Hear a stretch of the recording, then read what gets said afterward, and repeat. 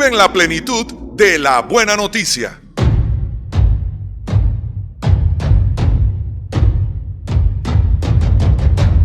Somos la iglesia cristiana Nuestra Casa con Dios. Nuestra casa con Dios. Nuestra casa con Dios. Nuestra casa con Dios.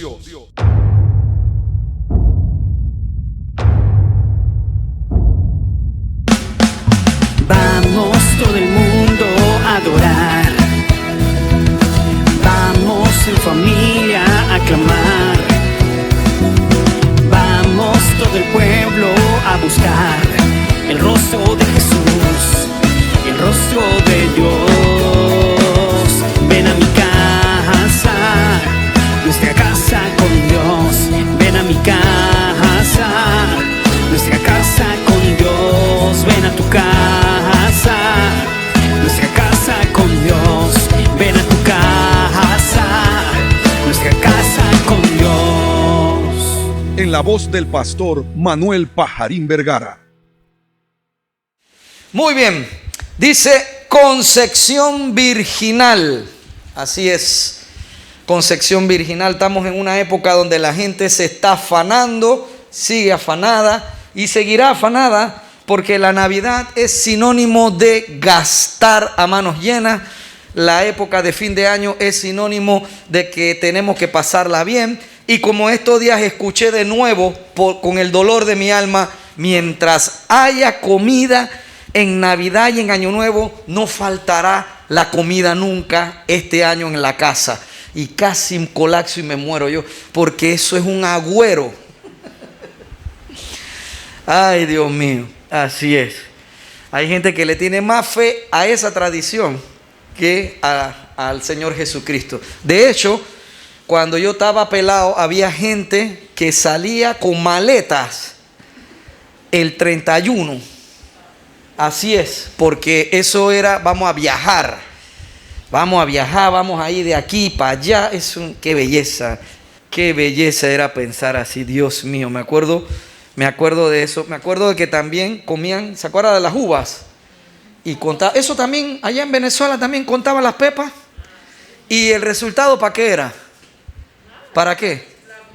Para nada. No, aquí sí se usaba.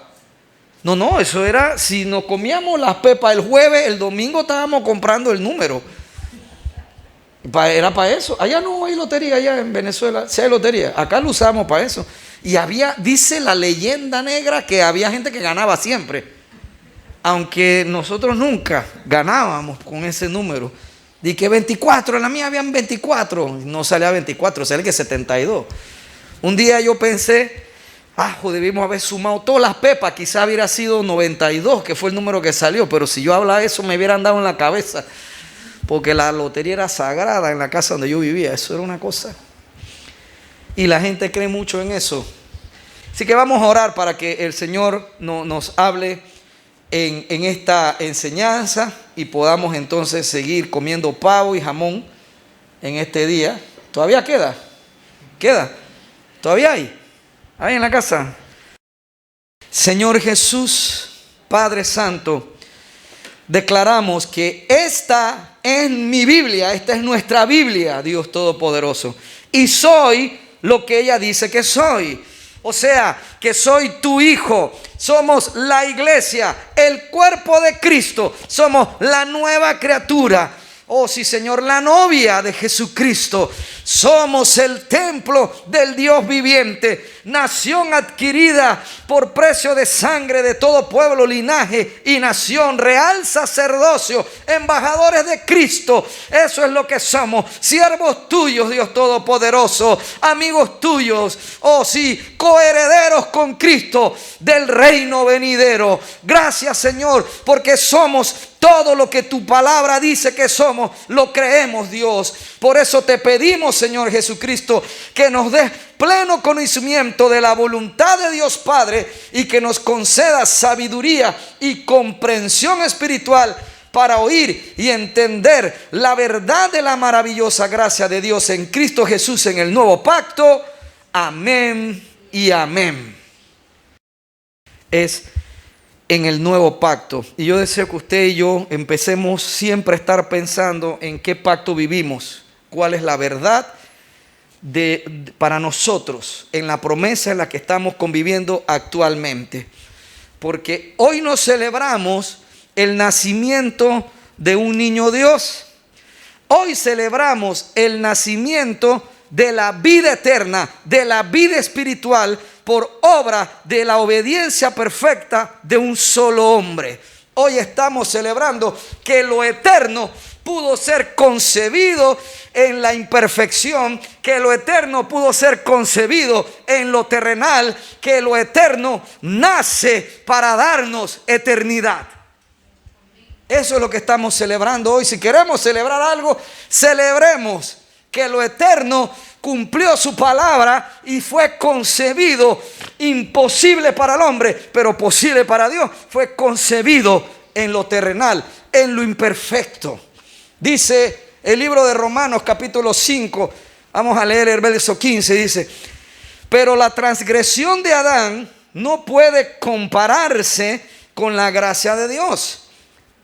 Pues si por la transgresión de un solo hombre murieron todos, ¿cuánto más el don que vino por la gracia de un solo hombre, Jesucristo, abundó para todos? Lo que está diciendo aquí el apóstol Pablo es que si por la transgresión, o sea, el pecado, la falta, el errar al blanco de un solo hombre murieron todos, nosotros aún más recibiremos la gracia, el don que vino por un solo hombre, Jesucristo. O sea, que si lo que hizo Adán fue tan efectivo que aún hoy en día la humanidad sigue naciendo con el defecto del pecado de Adán, más poderosa es la obra redentora de Cristo sobre eso. Y la prueba de que la obra de Cristo es más efectiva es que la obra de Adán fue bien efectiva. Y eso es lo que está diciendo Pablo. El ejemplo está de que si nosotros heredamos la manera pecaminosa y desobediente de Adán, esa es la muestra, la prueba de que en Cristo podemos heredar su vida eterna entonces. Porque Cristo es más que Adán, dice, pero la transgresión de Adán no puede compararse con la gracia de Dios. O sea, lo que hizo Adán, que se pasa a la humanidad, no puede compararse con la gracia de Dios. Cristo es superior a Adán y su obra es superior a la obra de Adán. Pero Adán logró pasarle a la humanidad su naturaleza. Así que él, no siendo Dios, y logra pasar su naturaleza al resto, entonces él, que es Dios, puede mucho más que eso pasarnos su naturaleza también a nosotros. Su responsabilidad es creerlo. ¿En qué naturaleza vive usted? ¿Y en qué naturaleza vive el mundo? ¿Vivo yo en la naturaleza del mundo o creo que ya vivo en la naturaleza de nuestro Dios poderoso, Jesucristo? Por eso dice en Mateo, y quiero que sepa que esto de Adán y Cristo lo vamos a tener presente en lo que sigue. Dice Mateo 1, en el verso 18 en adelante: el nacimiento de Jesús, el Cristo, fue así. Su madre María estaba comprometida para casarse con José, pero antes de unirse a él, resultó que estaba encinta por obra del Espíritu Santo. Y hasta el día de hoy, los rabinos de aquel entonces tomaron la tarea de escribir su versión. Y en la versión de ellos, María había sido abusada sexualmente por un soldado romano, por lo cual ella estaba encinta. Y el pobre de José, por eso que a Jesús le dicen despectivamente Yoshke, los rabinos actuales, el pobre de José, el papá adoptivo, papá, ¿cómo es que le dicen? El que lo de crianza, decimos en Panamá, de Jesús, José, tuvo que vivir con ese gol. Pero claro que Satanás necesita destruir esta obra. Y aquí yo no quiero que usted sienta que soy antisemita, porque en lo personal yo no tengo nada contra el pueblo judío. Así que, señores miembros de la Mossad que escuchan todas las grabaciones que hay en YouTube que hablan del Estado de Israel, nosotros aquí no estamos hablando en contra de Israel ni soy antisemita. De hecho, quisiera yo que el pueblo hebreo conociera que el Salvador, su Mesías, ya vino a hacer primeramente la obra de la cual él había sido anunciado que haría. Y ya libertó y reconcilió todas las cosas con Dios Padre. Quisiera yo que ellos recibieran esta verdad, pero no lo van a hacer.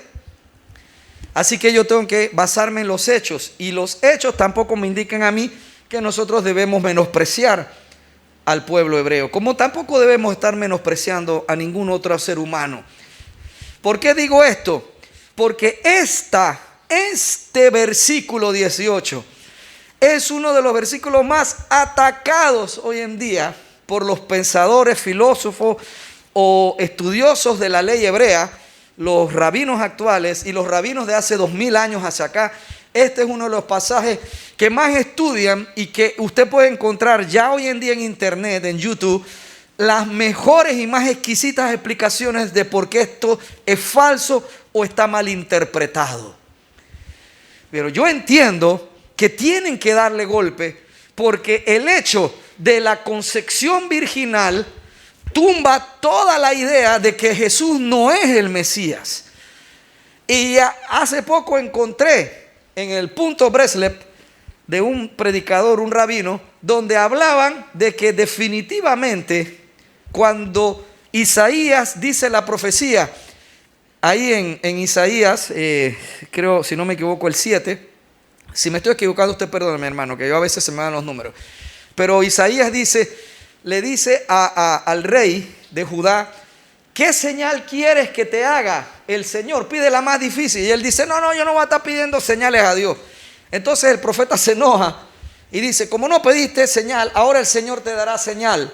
He aquí que la Virgen concebirá y dará a luz un hijo.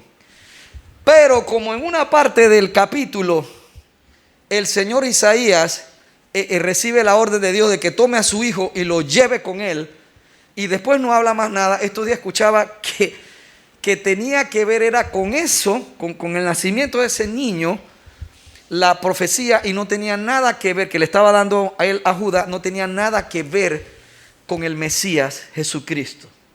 Claro que hay que golpear eso, porque el hecho de que él haya sido concebido virginalmente es la garantía de que lo eterno llegó aquí a lo terrenal, de que lo eterno invadió esta temporalidad para finalmente consumirla hasta volverla otra vez eternidad. Y no hay más eternidad que Él mismo. Así que Él fue el que fue concebido. Él, el eterno, fue concebido para consumir lo terrenal, temporal, y volver a establecer finalmente con el tiempo el orden y el equilibrio de todas las cosas.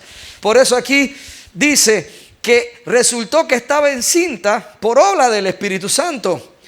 Como José, su esposo, buen panameño, un hombre justo, no quería exponerla a la vergüenza pública, resolvió divorciarse de ella en secreto. Así es, porque los panameños regularmente no resuelven las cosas agarrándola por las greñas y pegándole. Así que él, no, mentira, aquí a Cholo lo más probable es que le viera fighting, golpe, una gritadita por lo menos, de que ¿quién fuese? ¿De qué barrio era? ¿Cómo era la familia? No, José era diferente. José es descendiente del rey David. Hoy en día también la gente vincula a otra genealogía con David, y también escuché a un rabino decir que ya tiene identificada en Israel, ya está identificado distintas familias directamente de la descendencia de David, del cual de alguna de esas nobles familias, le estoy diciendo casi literalmente lo que decía este rabino en YouTube, de una de esas nobles familias, ellos ya saben vendrá el Mesías, porque tiene que nacer y nacer de manera normal. ¿Ven la diferencia? La diferencia está de que ellos están esperando un rey en la carne, mas Dios hablaba de que lo eterno vendría y sería concebido en lo terrenal para transformar todas las cosas. Así que tenía que ocurrir algo distinto. No podía ser desde la perspectiva humana. Y ahora le voy a explicar por qué. Tenía que ser concebido de manera sobrenatural. Y José, obviamente, aún siendo un hombre justo, no podía entenderlo. ¿Quién va a recibir semejante cosa? Ese es como que le dijéramos ahora a Francisco antes de casarse que Tayani ha concebido por un milagro. Obviamente que Francisco va a decir, bueno, hasta aquí llegó la boda. Si tuviéramos en esa época, Francisco estuviera diciendo, no necesito ninguna prueba porque esto jamás ha ocurrido en la Escritura. No había ninguna otra historia similar a esta. ¿Quieren que le diga algo? De hecho, Satanás había en algunas religiones antiguas, había dicho que el Dios de esa religión había sido concebido de manera sobrenatural. Así es, en muchas religiones antiguas, el Dios humano había sido concebido por una mujer humana y un Dios.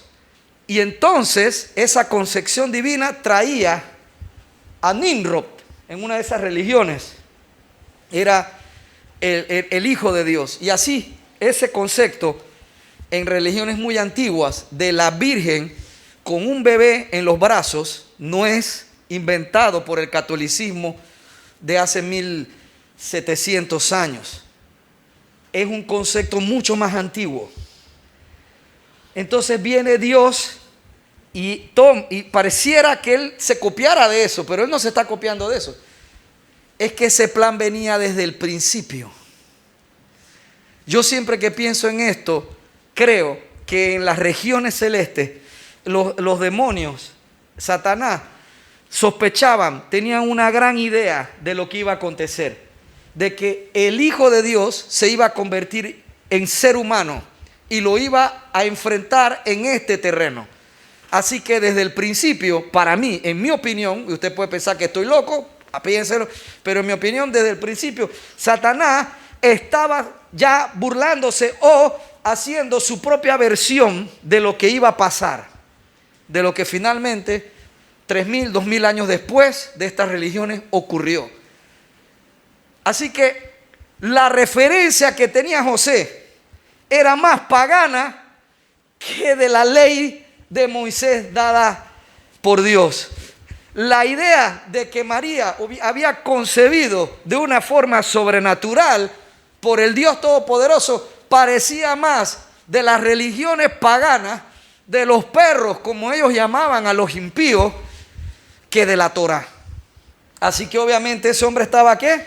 Vamos a arreglarlo por lo sano, porque yo no quiero que te hagan nada, me van a querer apedrear a mí, yo mejor me divorcio, dejamos las cosas por lo sano. Incluso hay una versión que establece la sospecha de que quizás él se iba a echar la culpa huyendo. Y aquí lo seguimos leyendo, dice, pero cuando él estaba considerando hacerlo, esta versión no es la que dice que se iba a ir huyendo, esta versión dice que él se iba a divorciar. Así que cuando él estaba considerando hacerlo, se le apareció en sueños un ángel del Señor y le dijo, José, hijo de David. Y aquí aclara directamente, y aquí hermano, esto es un asunto de fe. Esto es un asunto de fe. Aquí se divide el mundo en dos partes. Los que creemos que Jesús es el Hijo del Dios viviente y los que dicen que Jesús es una farsa y que estos escritos son una farsa. Pero para mí esto es la palabra de Dios y es la verdad. Para mí el ángel le dice a José, le recuerda quién es él. ¿Quién es él? El heredero directo del trono. José no tenía que ser carpintero, debió haber sido en ese momento de su vida el rey de Judá, o por lo menos el rey de Judá. Si no se hubieran dividido las tribus separados, le hubiera tocado ser el rey de todo Israel. El ángel le dice lo que Dios sabe, la opinión de Dios, el conocimiento del Señor era claro. José, tú, descendiente de David, es lo que le dice. No temas recibir a María por esposa, porque ella ha concebido por obra del Espíritu Santo. Lo eterno se ha concebido en la temporalidad. Lo eterno, lo celestial se ha concebido aquí en lo que es temporal y terrenal. Dice en el verso 21, dará a luz un hijo y le pondrás por nombre Jesús, porque él salvará a su pueblo de sus pecados. ¡Wow! Y una vez más encontramos el anuncio de lo más importante, la obra que venía él a hacer a favor nuestro, que era lo crucial. ¿Cuál era? ¿Cuál era? ¿De qué? ¿Salvarnos de qué? De nuestros pecados. Y ese es un énfasis que yo he llegado a pensar, que yo no sé si es el enemigo, Satanás, o es nuestra carne, o nuestro miedo a ser rechazados, que no queremos hablar hoy en día ya de que aquí en realidad el Señor Jesús vino para librarnos de la esclavitud del pecado. Y que a lo largo de lo que nos queda de vida, estamos en la transformación de un hombre nuevo que puede huir de la tentación, que puede decidir no vivir como vivíamos antes de conocer a Jesús, pecando. ¿Por qué? Porque ahí hay una atadura inmensa. Mira, en esta época en que está la humanidad celebrando, la humanidad de Occidente, el mundo occidental, están celebrando el natalicio, la natividad de Jesús. Ahorita en las casas hay discusiones, en las casas cristianas hay discusiones. Porque no pintaste la casa, porque yo quería que la pintaras. Entonces hay mala cara ahí, hay un ambiente rancio en algunos hogares porque no se pintó la casa. De eso nos vinieron a librar. Hay un ambiente rancio porque no pudieron estar todos los hijos, porque yo quería que tuviera esto y el otro, y este se quiere ir por no sé dónde. Entonces, el motivo de una fiesta, supuestamente, para unirnos, trae conflicto en muchos hogares. Y todas esas cosas, cuando uno se pone a analizar, a ver carpeta por carpeta, situación por situación, siempre hay una situación de pecado ahí de por medio. Siempre hay una atadura ahí de por medio. De eso nos vino a librar el Señor. El Señor vino a librarte de esas cosas. ¿De qué vino a librarte? Oiga, bueno, pues hubo cena. ¿Vinieron o no vinieron? Se la perdieron. Comemos nosotros y en paz. A eso vino Dios. A librarnos de eso. No hubo para una gran cena. Bueno, pues teníamos para un par de huevos fritos y es una gente que nos regaló una buena rosca de Navidad. Bueno, pues hicimos una buena torta, hicimos un tremendo sándwich y ya está. Y nos acostamos contentos. Para eso vino el Señor. ¿Me estoy explicando? No, es que ya a mí siempre me gusta ponerme algo nuevo en Navidad y Año Nuevo. Si yo no me pongo algo nuevo en la noche, no estoy bien. Para eso vino el Señor, para librarte de eso. Señor, pastor, entonces no debo comprarme nada. Yo no he dicho eso. Estoy diciendo de que si no lo tienes, no te afanes, porque Él vino a quitarte los afanes de este mundo. Amén. No vino a quitarme los afanes Mira qué interesante. Yo no encuentro a nadie afanado por ser santo. No encuentro a nadie afanado por hacer lo correcto. Yo no encuentro a nadie discutiendo consigo mismo para alcanzar, no ofender a nadie en la casa. No, tú encuentras a la gente discutiendo en esta época porque no mira la hora que es y todavía no se ha terminado de asar el pavo. Te dije que lo metieras temprano. Pero no encuentro a nadie afanado porque, oiga, por lo menos entonces en esta época voy a estar de buen humor, me voy a sacudir de todas esas tonterías, porque cuando yo era niño, ay, no había que poner en la mesa, a mí no me dieron regalos de Navidad, yo casi no tuve juguetes, por eso ahora yo los quiero tener a todos ustedes aquí cerca y ponerles estos juguetes y estas cosas, pero ustedes son unos desagradecidos porque ustedes lo tienen todo, yo no lo tengo nada. Entonces empieza esa gente a crecer en ese hogar, sintiendo que la Navidad es algo terrible, en la cual ahora estamos subsanando y estamos reconfortando la vida miserable de nuestros padres que no tuvieron nada en las Navidades de su niñez. Oiga, todas esas cosas son mundanas. Pastor, no digas eso. Claro que son mundanas. Se lo puedo probar con la palabra. ¿Dónde está la celebración que nos mandaron a hacer del nacimiento de Jesús en la Biblia? ¿Dónde? Nosotros solo tenemos, no me canso de decirlo, solo tenemos 2 ritos, 2 ceremonias. 2 ceremonias, pastor, 2. Quizás la tercera es el matrimonio, pero tenemos 2 fijas. 2 ceremonias tenemos nada más. El bautismo, que todos debemos haber hecho nuestra vida declarando que hemos muerto y somos unidos a Cristo en su muerte en la cruz. Y la que deberíamos estar haciendo, que les debo, confieso que les debo, no la hemos hecho, hay que hacerla, que es la Santa Cena. Y en esa cena se celebra el nacimiento del niño Dios. No, porque Dios no nos mandó a recordar el día de su nacimiento, Dios nos mandó a recordar el día de su muerte, porque ahí inició nuestra vida. Ahí inicia nuestra vida. Y nos manda a recordar una y otra vez en ese rito, que es el que se debe repetir siempre. Usted lo puede hacer en su casa. Si yo no lo he hecho acá, usted lo puede hacer allá en casa. Él nos mandó a recordar para que no se nos olvide de dónde nos sacó y cómo fue que nos sacó, dando tu vida y dándolo todo. Porque es mejor el día del final que el día del nacimiento, dijo el escritor de Eclesiastés. Porque esta vida es temporal. Y el Señor todo lo que está haciendo, lo está haciendo para la vida eterna que viene. Por eso era importante que lo eterno fuera concebido como lo que es, algo celestial, algo superior sobre esta naturaleza.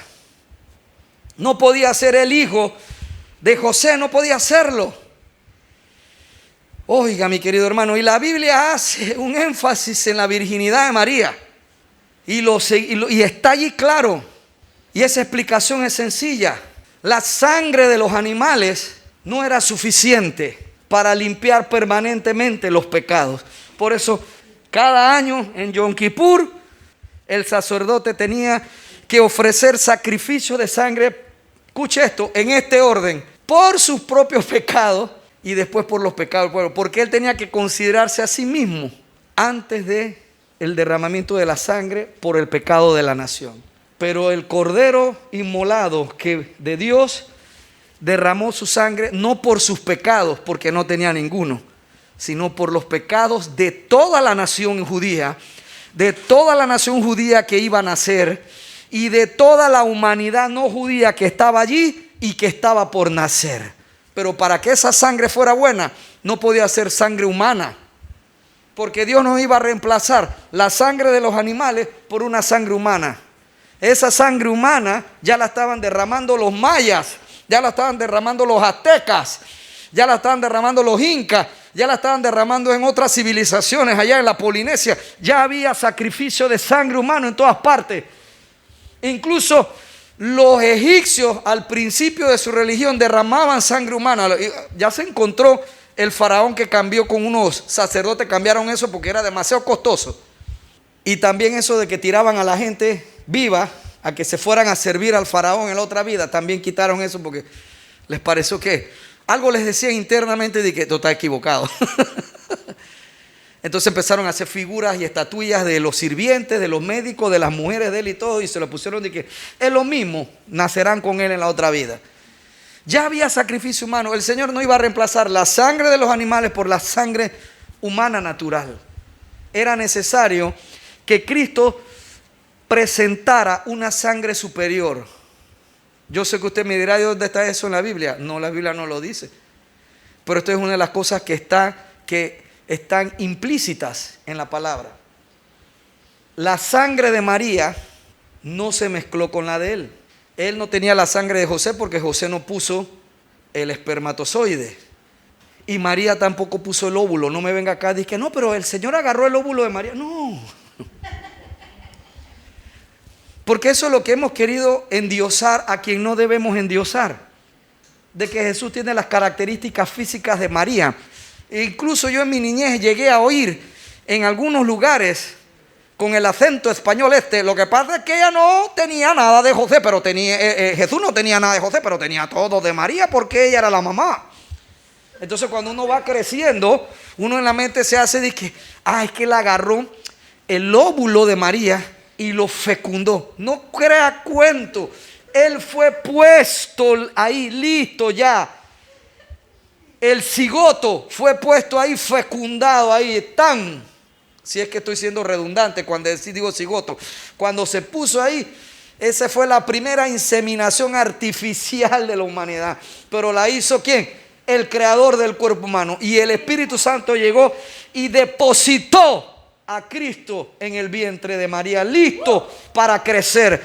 Ya traía la sangre del cielo, la celestial, la divina, en él, en un cuerpo humano como el que nosotros tenemos. Pero era esa sangre la que tenía que ser vertida en la cruz. A esa sangre es que dicen la preciosa sangre de Jesús, el apóstol Pablo. Por eso es que era necesario esa concepción virginal. Porque él tenía que ser, es lo que pasa es que usted tiene que entender algo de la particularidad de la naturaleza divina de Dios. Es que él es el primero en todas las cosas.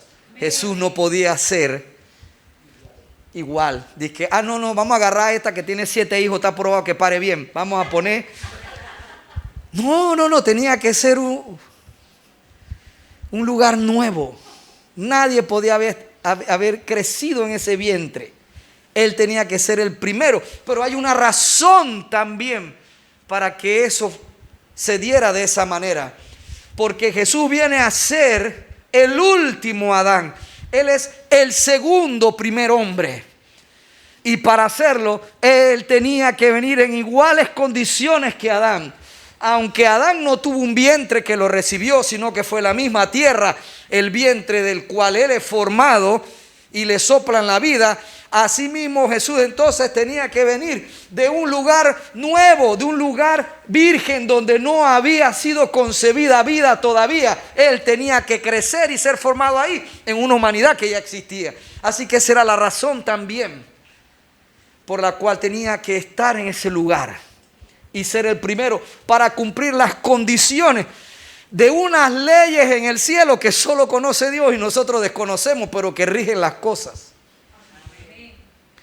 Dice en el verso 22, todo esto sucedió para que se cumpliera lo que el Señor había dicho por medio del profeta. La virgen concebirá y dará a luz un hijo y lo llamarán Emanuel, que significa Dios con nosotros. La virgen concebirá. Está diciendo lo eterno vendrá por primera y única vez aquí para consumir lo terrenal y darnos la eternidad. Santo. Verso 24, cuando José se despertó, hizo lo que el ángel del Señor le había mandado y recibió a María por esposa. Pero no tuvo relaciones conyugales con ella, porque esa era su mujer.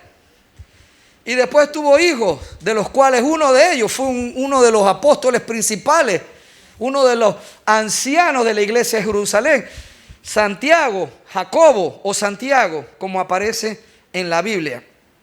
Dice, pero no tuvo relaciones, ¿quién? José no tuvo relaciones conyugales con ella hasta que dio a luz a un hijo, a quien le puso por nombre Jesús. Y quiero que sepa que yo en el corazón a veces tengo conflicto, porque dice que lo llamarán Emanuel, dijo el profeta. Pero después el ángel le dice que llámalo Jesús. Yo en mi mente dije, pero ¿por qué no le dijo que se llamara Emanuel? Sí sé que lo iban a llamar lo iban a llamar así, Emmanuel.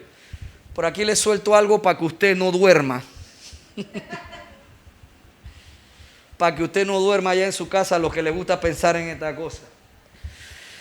Porque nosotros lo llamaremos conforme a como el Padre quería que lo llamáramos. El Salvador. El Señor salva. Porque Josué, Jesús es la manera griega de Josué, significa el Señor salva o el Salvador. El Padre quería que nosotros lo llamáramos así. El pueblo hebreo, cuando Él venga a rescatarlos de la bestia y del falso profeta, dirán: Dios está con nosotros. Y ahí clamarán: Emmanuel. Al que traspasaron, que vendrá a rescatarlo.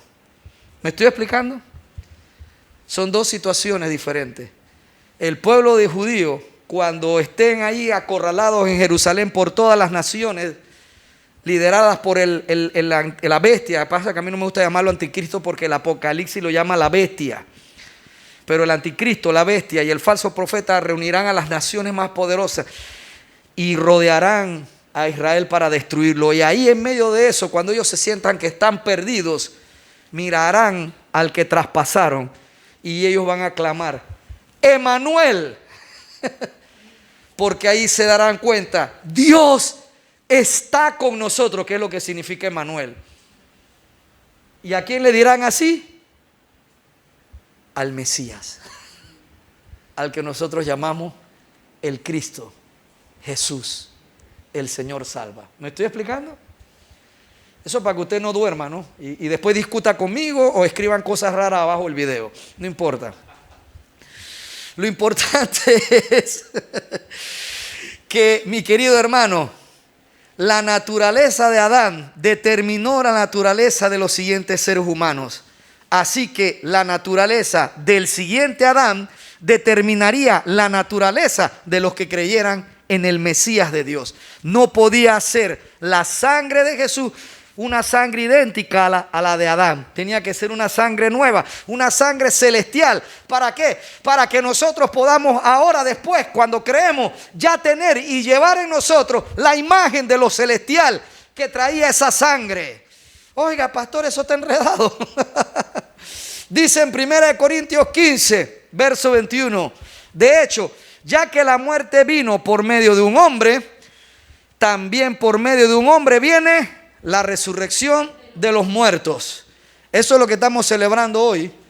El nacimiento de la vida eterna. Lo eterno fue concebido en lo terrenal para consumir lo terrenal y darnos lo eterno. Es lo que significa esto. Lo estoy diciendo de otra manera para que su cerebro empiece ahí a patinar y diga: ¿qué es lo que está diciendo Manuel? Lo que estoy diciendo es que hoy celebramos el nacimiento de la resurrección de los muertos. Eso es lo que estamos celebrando hoy.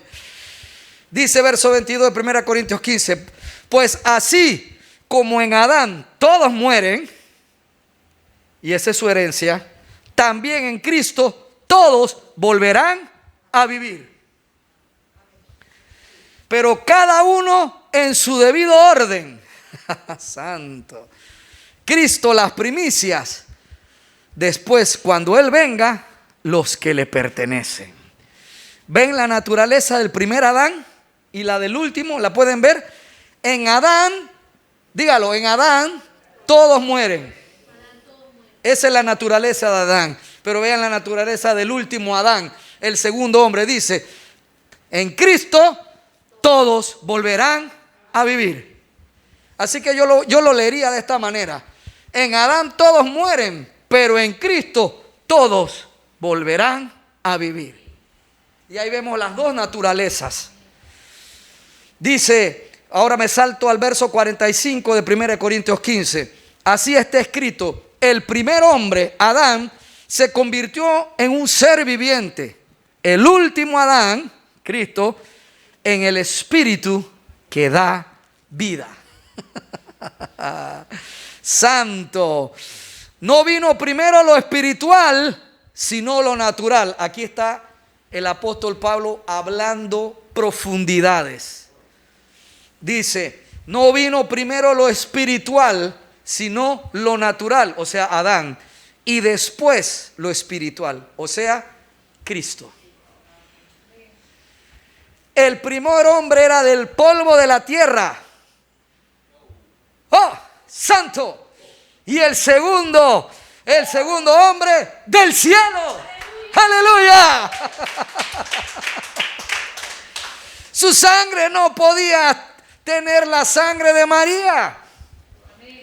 Estaba concebido plenamente y ella solamente tenía que dar el vientre para alimentar al Hijo de Dios. El segundo hombre venía ¿de dónde? Del cielo. Su sangre viene de ahí. Tenía un cuerpo humano como el de nosotros, que casualmente le pidió las cosas que nos pide el nuestro, pero portaba la sangre preciosa que se derramaría. Esa era la sangre especial, esa era la sangre que se tenía que vertir de una vez y para siempre, completar lo que le dijo el ángel Gabriel en sueño al Señor José. Él salvará a su pueblo de sus pecados. Mi hermano, Él te salvó de toda depresión y angustia en estos tiempos de afán. Él te salvó de toda opresión y angustia por falta de empleo, por falta de salud, por falta de bienestar y armonía en casa. Él te salvó de esas cosas porque lo que cuenta es la vida eterna. Y si tengo la vida eterna, puedo superar, resistir, sobrellevarlo todo lo demás. Santo. ¿Ven la naturaleza del primer hombre y la del segundo hombre? Santo Dios, voy a leerlo aquí en el 48. Como es aquel hombre terrenal, así también los de la tierra. Y como es el celestial, así también los del cielo. Y si usted y yo ya llevamos la imagen del hombre que vino del cielo, entonces ya nosotros hemos superado los afanes del hombre de esta tierra. ¿Me estoy explicando? Eso es lo que usted celebra hoy y yo. Estamos celebrando que nació ese día lo eterno, para que lo eterno pudiera entrar en mí, hacerme nacer de nuevo y ahora yo ser como el hombre del cielo, Jesús, el Hijo de Dios. Porque antes de que Él viniera, nosotros éramos igual como el hombre terrenal. Bravo. Y algunos en la casa, si no es por mí no hay cena de Navidad. Yo soy el que tiene que estar pagando todo siempre. No. Si ya tú eres el hombre celestial, en tu corazón no debe haber de que yo pagué algo, no debe haber es gozo de que te dieron para poder compartir. Punto. Porque el hombre del cielo, el que viene del cielo, celebra el día de la muerte y de la resurrección, no el día del nacimiento. Porque la muerte es el nacimiento en lo eterno. Y eso es lo que estaban celebrando y lo que nos mandan a celebrar en la Santa Cena, esa obra. ¿Lo pueden ver? Por eso es que Mateo hace el énfasis cuando uno lee como es aquel hombre terrenal, así son también los de la tierra, y como es el celestial, así también los del cielo. Por eso es que Mateo hace el énfasis de la concepción virginal de María. Así es. Dice, porque Él salvará a su pueblo de sus pecados, la Virgen concebirá. Oh, para que su sangre fuera perfecta y no una sangre terrenal imperfecta para un sacrificio perpetuo, tenía que ser una sangre perfecta venida del cielo. Entonces, allí, y esa sangre es la que podía salvar a su pueblo de sus pecados. Para que eso ocurriera, tenía que ser concebido virginalmente. Oh, sí, Señor. Y aquí se anuncia siempre y se seguirá recordando hasta que Él venga, de que Él es ese segundo hombre, que el que habla la Biblia, del que habla el apóstol Pablo. Él es el siguiente inicio de Dios.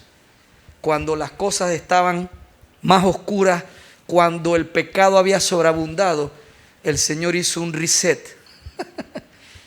Y empezó otra vez eso pero ahora a la manera de Dios. Cristo fue el stop del antes y el inicio del después. Y eso es lo que usted y yo estamos celebrando. Oh, sí, Señor. Por lo tanto, el énfasis en la concepción virginal, escuche esto, es para garantizarnos en Jesucristo un nuevo nacimiento. Nacer espiritualmente como Él, Cristo, y llevar su imagen celestial. Oh, sí, Señor. Claro que sí. Si no nos hubieran dicho que nacía de esta manera, siempre habría habido discusión y duda de por qué nosotros íbamos a heredar la naturaleza de Cristo, de por qué nosotros al creer en Cristo íbamos a ser como Él. Eso hubiera sido un gran debate. ¿Usted cree que no? Claro que sí. Ese hubiera sido un gran debate. ¿Por qué Él nos iba a dar eso si Él era igual que Adán? Ese hubiera sido un gran debate. Si Él hubiera sido comprobado que la Escritura dijera, y su papá fue José y su mamá fue María, y Él tenía la misma nariz grande de José, aquí habría un gran debate, porque estaríamos diciendo, espérate, pero entonces ¿fue un hombre o fue Dios? Por eso es que cada vez que usted ve que el Jesús histórico, el Jesús hombre, a mí esas cosas filosóficas me tienen sin cuidado, porque cuando veo la palabra no me están hablando de un hombre solamente físicamente igual a nosotros, me están hablando de Dios en el cuerpo de un hombre. ¿Y qué me lo prueba? De que Él era la imagen, Él era lo celestial aquí, por lo tanto su sangre, su vida no era de aquí. Su cuerpo sí, pero su sangre y su ser interior no venía de aquí. Y eso destruye todo concepto simplemente simplista de una humanidad de Cristo sin divinidad. Cristo es Dios. Jesús es Dios. Y cuando caminaba en Palestina hace 2000 años, era Dios. Y cuando nació ese día de la Virgen que tanto celebramos, era Dios. Oh, sí, Señor. Oiga, cuando se anunciaba, la Virgen concebirá y dará a luz un hijo y lo llamarán Emmanuel, se anunciaba la obra del último Adán, el segundo hombre de Dios, para cambiar el destino de la herencia de Adán. No celebramos solo el nacimiento del Salvador del mundo, celebramos su nacimiento de una virgen, lo que nos garantiza su procedencia celestial y que nuestra herencia ya no será terrenal como la que nos dio Adán, sino una herencia incorruptible que nos dará la vida eterna después de esta vida. ¿Estamos claros? Yo se lo voy a repasar aquí, ¿ve? Voy a desde el verso 47. El primer hombre era del polvo de la tierra, el segundo hombre del cielo. Como es aquel hombre terrenal, así también son los de la tierra. Y como es el celestial, así también los del cielo. Y así como hemos llevado la imagen de aquel hombre natural, llevaremos también la imagen del celestial. ¿Estamos claros? Pero tenía que ser concebido en el cuerpo de una virgen para que todo esto pudiera darse. Pastor, repásemelo, pastor. Lo repaso. No podía ser portador de la sangre ni de José ni de la de María. Así que él fue puesto, listo, solo para que María lo alimentara en el vientre. Eso es la parte que entendemos de que es el hombre del cielo, el segundo hombre. Y tenía que venir del cielo para poder ser el segundo o primer hombre. Si era hijo o María, por ejemplo, ponía el óvulo, como yo pensé hasta los 28, 30 años. Era cristiano y yo todavía pensaba eso. Nadie me lo había aclarado. Tenía 35 años de edad, casi 9 años de cristiano, y todavía yo pensaba que María había puesto el óvulo y que Dios había fecundado ese óvulo para que él tuviera cuerpo. Pero eso no es cierto. Dios le dio un cuerpo humano, así dice la Biblia. Él se lo dio, no que tomó del óvulo de María, no. Él le dio el cuerpo humano. Y tenía que ser así para que él fuera otra vez un inicio. Porque si hubiera dado María algo de sus genes, hubiese sido hijo de Adán también.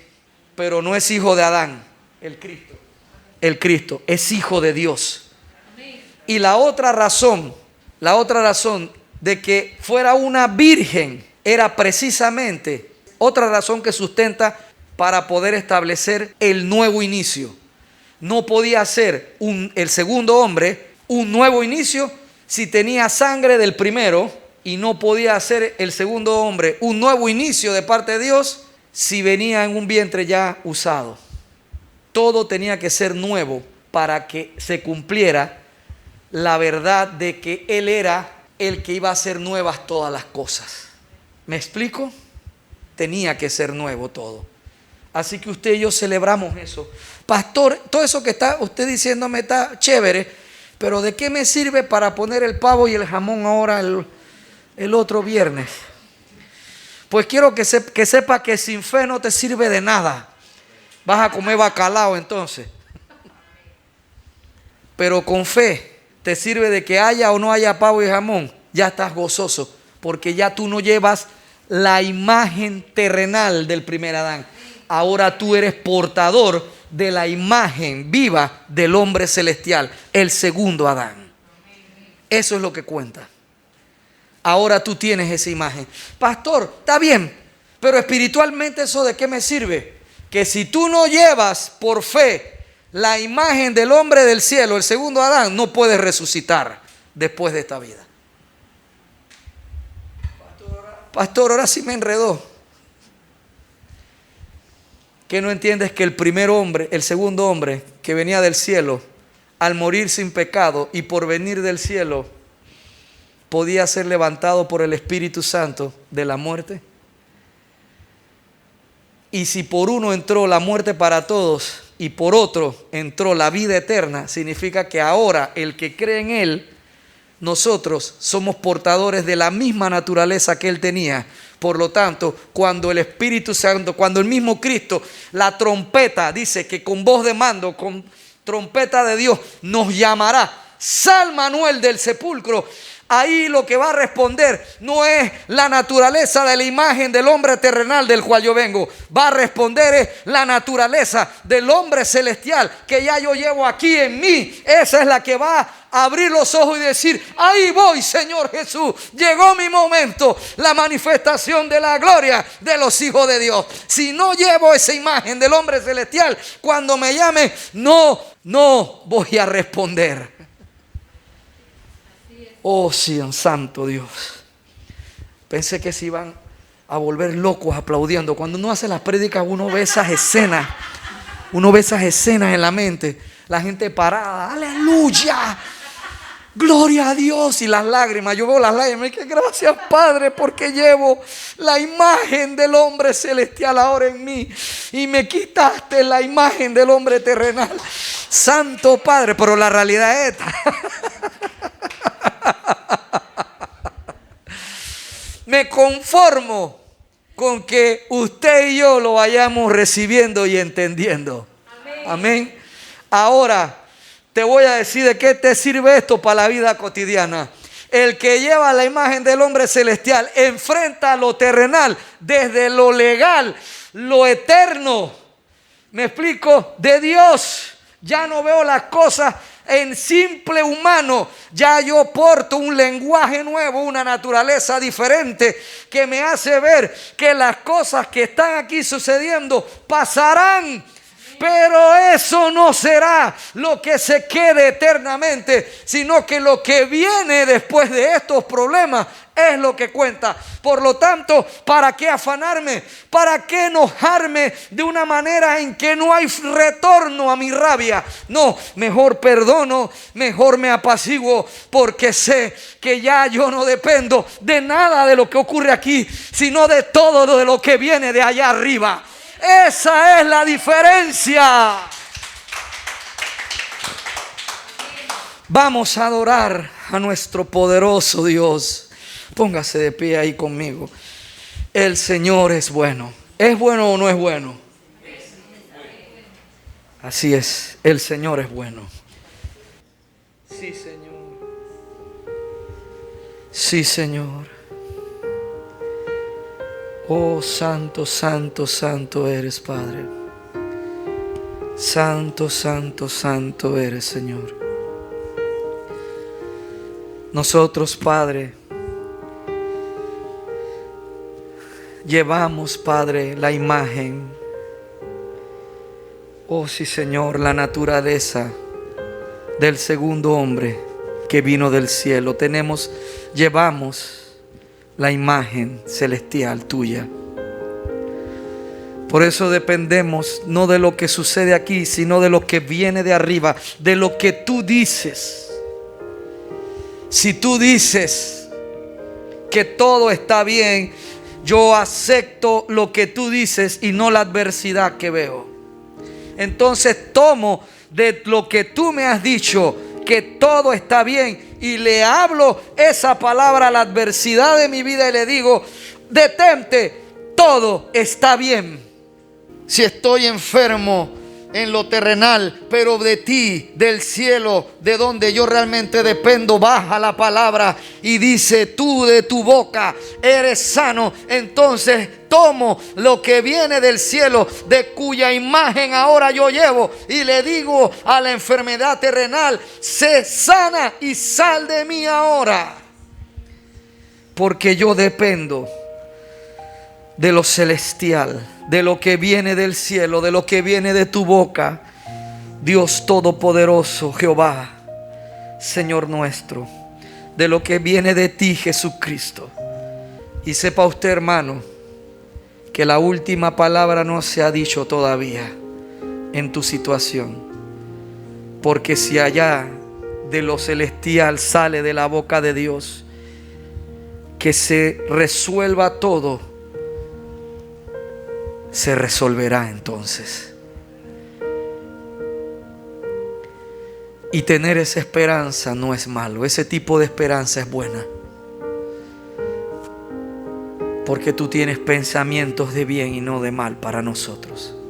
Así que puedes pedir por tu matrimonio, puedes pedir por tu casamiento, puedes pedir para salir de deudas, puedes pedir para salir de enfermedad, puedes pedir para alcanzar metas, puedes pedir para superar pobreza económica, puedes pedir para recibir la llenura del Espíritu Santo de forma sobrenatural en ti, que la puedas experimentar siempre. Puedes pedir hablar en lengua, puedes pedir ver a tus nietos, puedes pedir, oh Señor, puedes pedir, no es malo. Tú puedes pedir, nosotros podemos pedir. Tenemos al Hijo de Dios. Salgamos y hablemos a otras personas del Hijo de Dios, para que ellos también puedan pedir y puedan recibir. Oh hermanos, qué bueno es Dios, qué bueno es Dios. En Jesucristo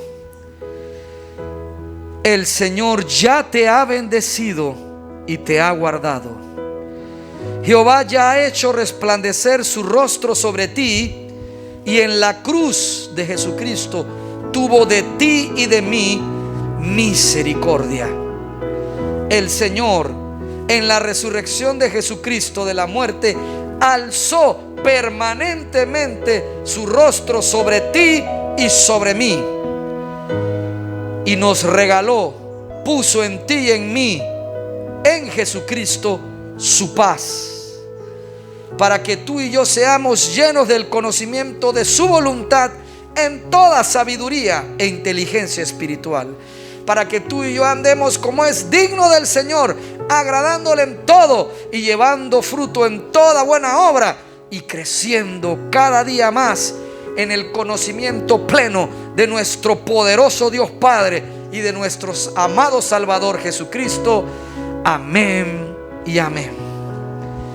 Gloria a Dios. Gracias, mis queridos hermanos, por haber visto presencialmente toda esta prédica, y los hermanos que la vieron en YouTube, gracias por haberla visto por completo. Amén y amén.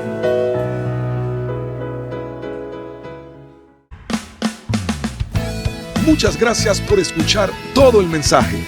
Rogamos a nuestro Señor Jesucristo que sea de bendición para tu vida.